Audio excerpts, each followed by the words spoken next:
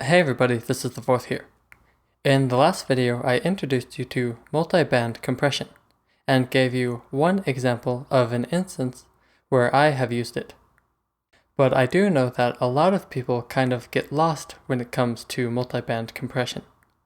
They just don't know when to use it or what to use it for. So I wanted to make another video to provide a few more examples along with my thought process when it comes to multiband compression, in hopes that it will help you with your understanding of multiband compression. So if you're watching this video, hopefully you've watched through the rest of my mixing tutorial series that came before this, and have a good understanding of both EQ and normal compression. Because to understand what I'll be saying in this video, you will need to have a good grasp of the concepts of equalization and normal compression. Now, when I first started to realize some of the uses for multiband compression, the way I kind of thought about it was that if I want to do something with EQ, but doing that EQ change doesn't work for the whole sound, then maybe multiband compression is the answer. And it's important to know that this isn't the only way to think about it, but as a beginner, thinking about it in this way should help you understand it better until you start to get more familiar with it and are able to think about it in other ways. You probably have a better understanding of EQ at this point than you do of compression in general. So relating it to EQ is kind of a good way to help you understand multiband compression a little bit better. So I'm going to provide a few examples to demonstrate what I mean by this a bit more. So right here I have an acoustic kick drum. And let's say I'm making a hip hop song or something and I want to kind of beef up the bass of that kick drum. I want it to have a louder bass overall. It doesn't quite seem loud enough to me in those bass frequencies for my hip-hop track. Well, my first instinct would probably be to boost the bass with EQ. And so let's see what happens when I do that.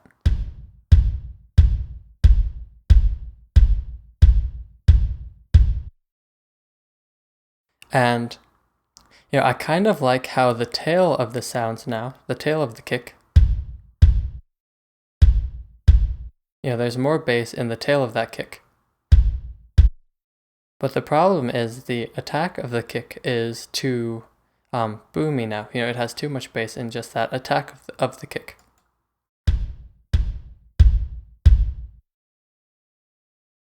So this EQ decision works for part of the kick, but not all of it. So rather than boosting the bass of the whole kick, what I'm really wanting to do is just bring out the bass in the tail of that kick, rather than boosting the punch as well.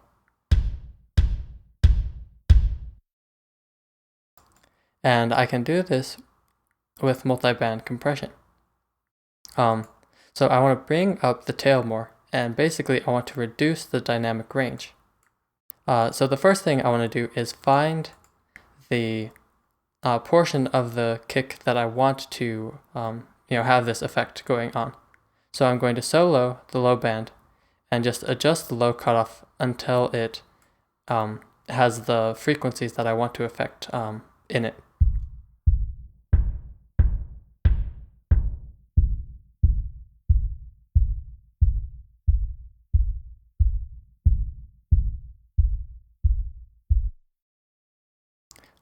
So I mostly want to affect the lower frequencies more than anything, especially like the lower bass even.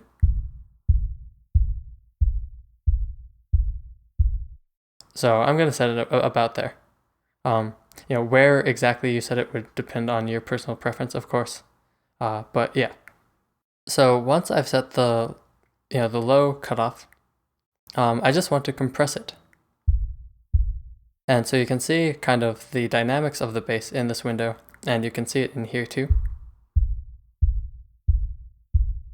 So it looks like I want to compress it quite a bit. So I'm going to set a pretty low threshold.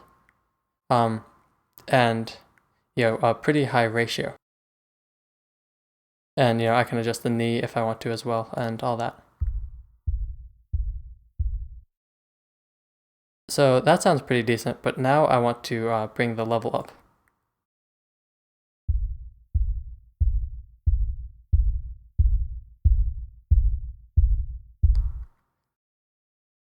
And if we listen to the whole kick, just turn solo off for that low band,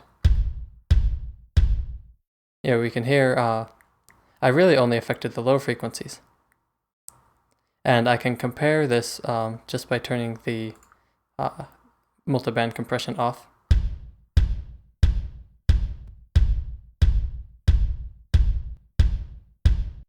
So you can hear that I really just brought out the tail of that kick. The punch is mostly the same, but I made it a lot more boomy, a lot more beefy in that tail. And so this produces the result that I want a lot more than this EQ did. It's just the EQ doesn't sound the way I want it to. And this does. And I could compress it more if I wanted to.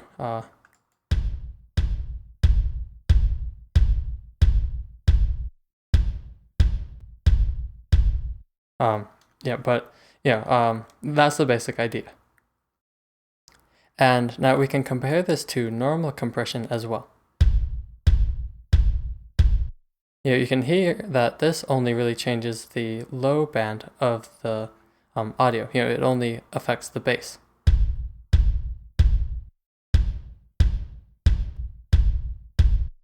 Which is exactly what I want. But if I were to have done normal compression, I don't even get the bass as boomy. And the high end gets all messed up now. And I don't want that in my sound. That's really probably going to muddy up my mix. Whereas this is only going to affect the bass, which is what I want. So that's just one example. Hopefully you kind of understand what I'm talking about here. But now I'm going to move on to the next example. So the next example that I'll be taking a look at is a drum loop that I used in one of my songs. And I got a little bit experimental with this drum loop. I'll let you hear the drum loop, how it was in the final song.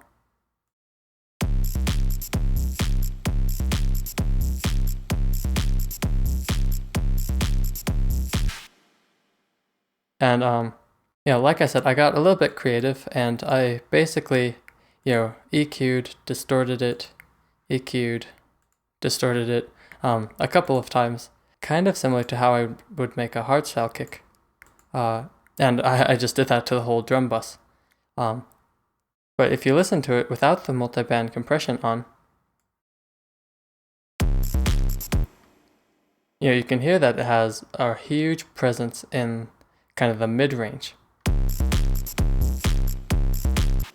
And that's just from all this EQ and distortion and stuff.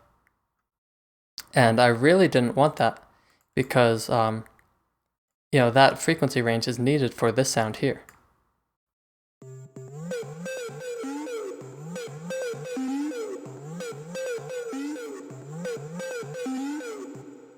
You can hear it just this frequency range is needed for the sound in the mix. And without that multiband compression, the drum loop just kind of uses that all up.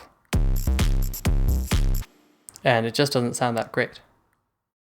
So my first instinct might be to EQ some of that frequency range out.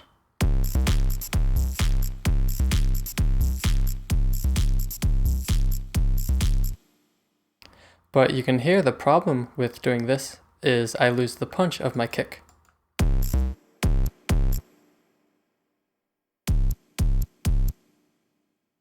It clears up that frequency range, but it also causes me to lose a lot of the punch of the kick.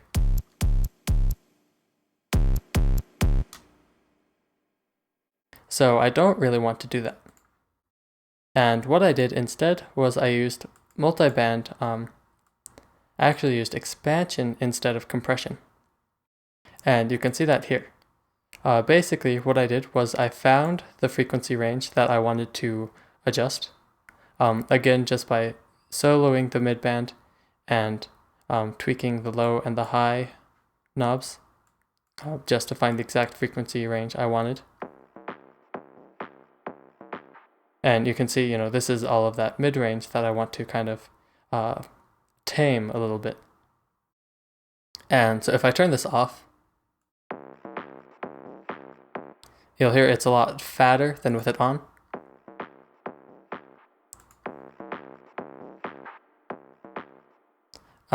And so basically you can see here I made an expansion curve. And the way I did this in Maximus is a little bit different. I made a curve basically. And this causes,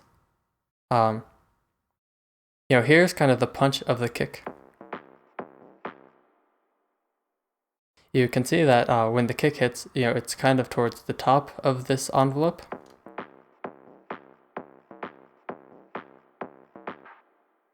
And I didn't really want to affect that. So I left it mostly alone. And then what I wanted to affect was below that. So you can see normally the line would have been more like this. But I wanted to bring down that level when it wasn't quite as loud as the punch, but it's still pretty loud. So like all that, I wanted to bring that down. And I just did that by adjusting the curve. On a more standard multiband compression plugin, what I would have done with normal expansion is I would have set the threshold to be, just below where the punch of the kick is. And then I would have set the ratio according to how much I wanted to increase the punch compared to the the rest of the drum loop. And then I would have brought the whole level down using the post gain. But essentially the idea is I expanded it because I wanted to keep the punch while reducing the everything that was happening after the punch.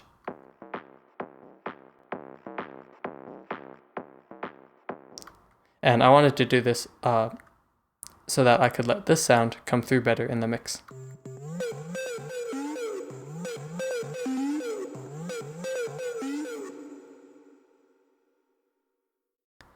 So hopefully that makes sense.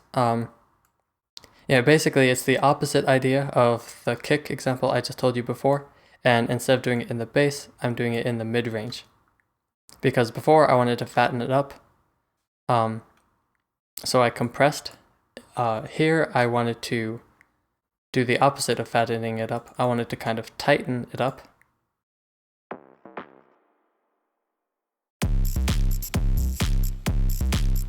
And so I did expansion instead.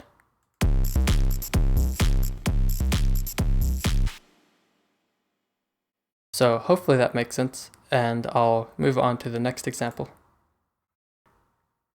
So in a way, this example is kind of similar to the previous example. Basically, I have this arpeggio sound here.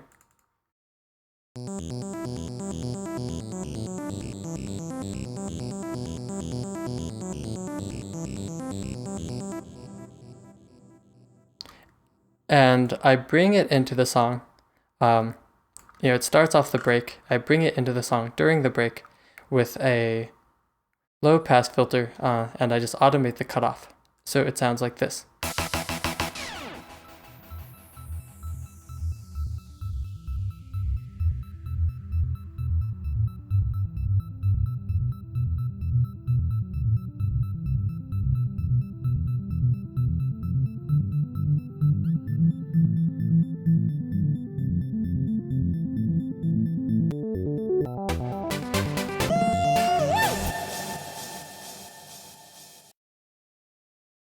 So if you compare that build-up to how it sounds, after the build-up,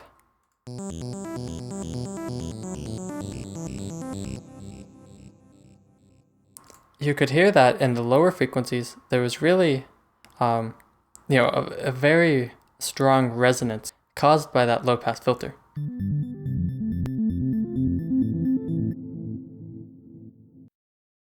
And it's kind of a little bit too much. It causes the bass, it causes those low mids to be too loud during primarily this section of that automation. And so I want to kind of tame this a little bit. I didn't actually do this in the original version of the song that I released, but I probably should have. So you can see, my first instinct again might be to use EQ and just kind of cut those low frequencies.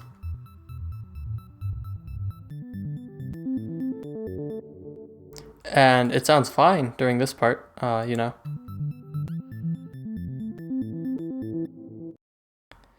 the problem is when it gets to the full section of the song.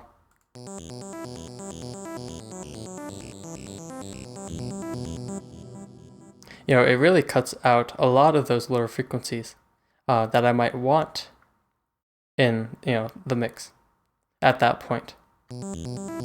Because, this arpeggio actually provides a lot of the low end during that part. There's a sub bass, but other than the sub bass, this provides a lot of the, lower mids and upper bass.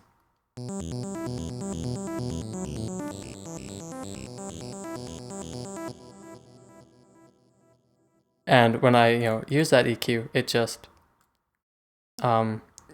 takes away all of the warmth that ARP has.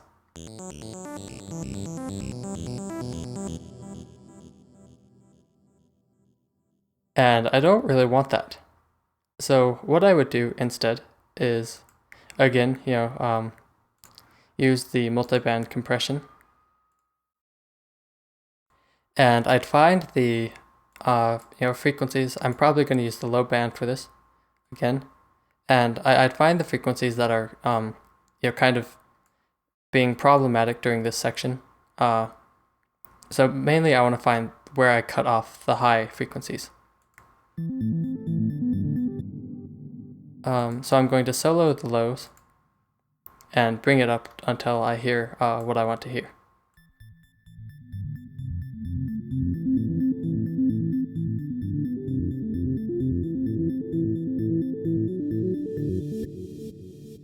Okay, so it seems like about 400 hertz, between 3 and 500, so I'm going to go with 400, is approximately where I want that to be. And so what I'm going to do, to find where I want the threshold, I'm going to play it without that filter on.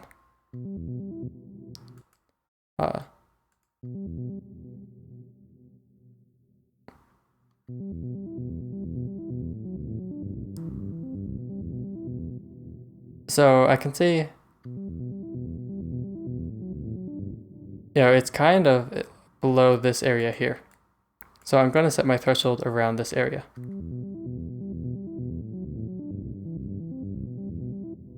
And maybe I would want it a little bit higher. That's something I would play around with later. But I'm going to set it about there. And then I'm going to do a pretty high ratio again, because this is really only going to be affecting the sound during that build-up. So I would do using pretty high ratio is fine. And it's probably what I want, because I kind of basically want to limit it at this level. But maybe I wouldn't. I guess it depends on how much I want that resonance to be heard. So maybe I'll start with a bit lower of a threshold rather than being really hard, and see how it sounds.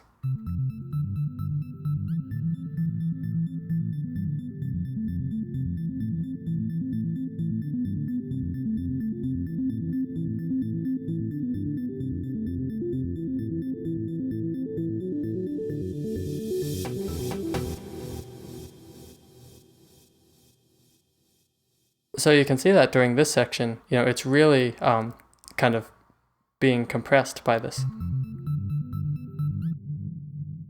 Whereas where it will be playing normally in the song, it's hardly compressed. And I could maybe adjust the knee a bit if I wanted to, to do that a bit differently. But yeah, so I'm going to stop soloing this and see how it sounds in the song.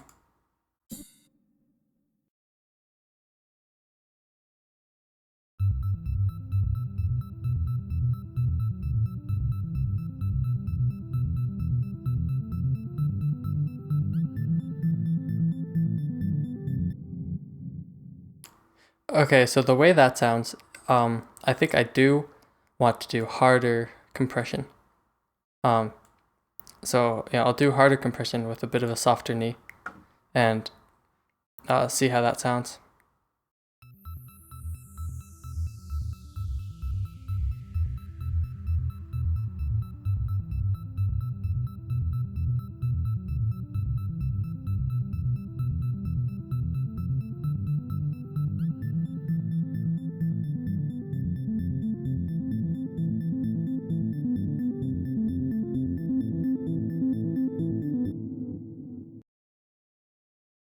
So that sounds quite a bit better. It really tames that resonance that was happening, and at the same time, it doesn't affect too much how it sounds during the main part either. You can see that it's hardly being compressed.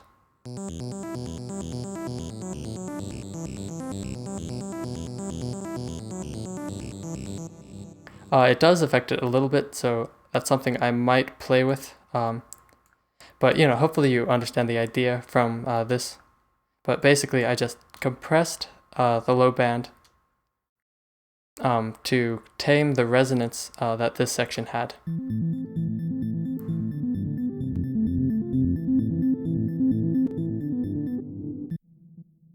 You can hear when I turn that off, it sounds a lot more, it has a lot more resonance.